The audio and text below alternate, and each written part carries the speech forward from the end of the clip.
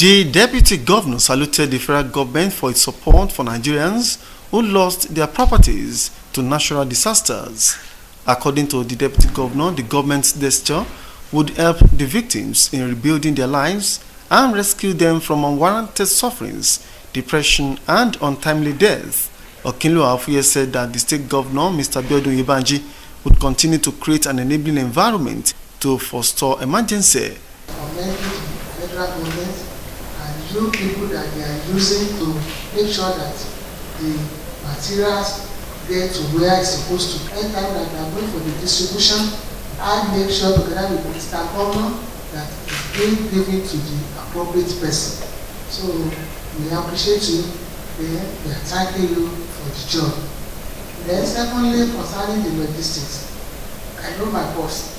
I know that he's going to do the needful. The NEMA's team leader, Mr. Julius Alunomoh, explained that experts working with the agency had been deployed to Ekiti State to begin enumeration of people that will benefit from the intervention program tagged Special National Economic Livelihood.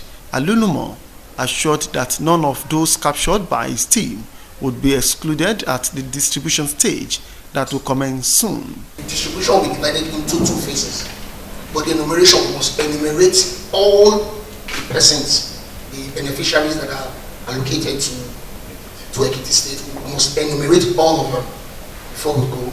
In his submission, the General Manager, State Emergency Management Agency, SEMA, Mr. Jide Borode, said that the federal government had released some palliatives that will be used to kickstart the program at the appropriate time.